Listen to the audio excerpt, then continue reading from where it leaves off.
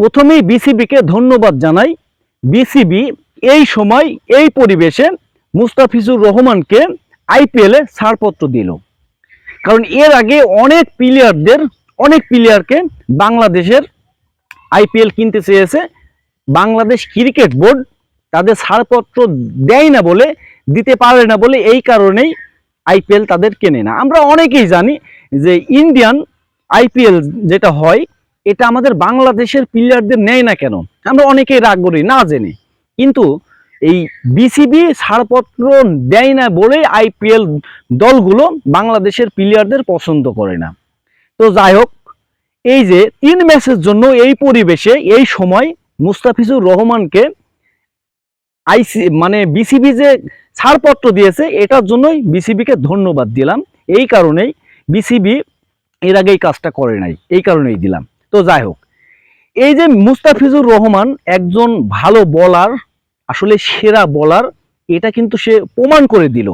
এটা আরেকবার প্রমাণ করে দিল 24 ঘন্টার ভিতরে 2টা ম্যাচ খেলে প্রমাণ করে দিল মুস্তাফিজুর আসলেই সেরা বোলিং।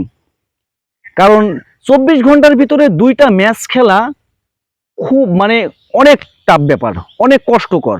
তারপরেও মুস্তাফিজুর কিন্তু সেটা করে দেখাইছে দলের জন্য।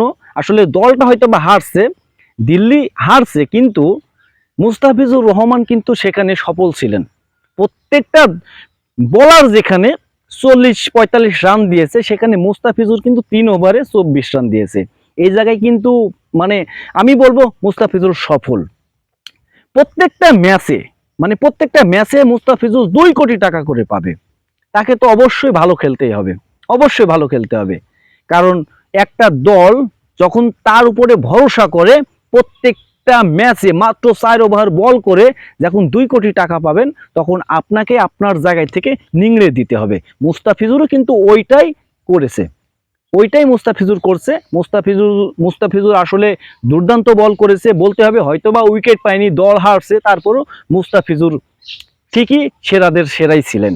আর একটা কথা, এই যে মুস্তাফিজুর 24 ঘন্টার ভিতরে 2টা ম্যাচ খেলেছে, তারপর যে খেলাটা খেলেছে সবার চোখে পড়ছে। কিন্তু সবাই তার যে সুনামটা করছে, এটা সুনাম করবে, এটা কিন্তু স্বাভাবিক। সারা বিশ্ব মিডিয়া বা সারা বিশ্বের যে সাবেক ক্রিকেটার আছে তার অনেক নাম করছে দেখলাম।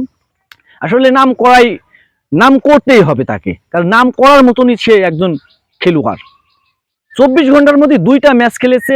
প্রথম ম্যাচটা জিতছে বাংলাদেশের হয়ে খেলছে আরব আমিরাতের সাথে। তো সেই ম্যাচটাতে ভালো খেলা খেলেছে মুস্তাফিজুর।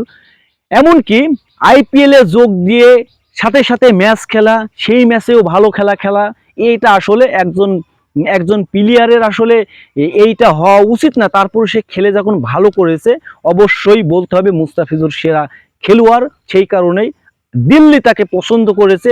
শেষ সময় এসে 3টা ম্যাচ খেলার আসলে অনুমতি বিসিবির কাছ থেকে পেয়েছে। এই 3টা ম্যাচ আমি মনে করি না, আমি চাইবো যে যেহেতু দিল্লি তাকে পছন্দ করেছে, প্রত্যেক ম্যাচে 2 কোটি টাকা মুস্তাফিজুর পাবে। মুস্তাফিজুরের উচিত যে সর্বোচ্চ চেষ্টা করা, যেটুকু আছে দিল্লির হয়ে তাকে দেয়া। দিল্লি যেমন তাকে এত টাকা দিয়ে তাকে কিনেছে, মুস্তাফিজুরের উচিত যে এখন সামনে যে 2টা ম্যাচ আছে তাকে সর্বোচ্চ চেষ্টা করে দলকে জিতিয়ে আরো উপরে নিয়ে যাওয়া। তো মুস্তাফিজুরের জন্য শুভকামনা থাকবে, দিল্লির জন্যও শুভকামনা থাকবে। এই সামনের 2টা ম্যাচ খেলে যেন তারা দ্বিতীয় রাউন্ডে যেতে পারে।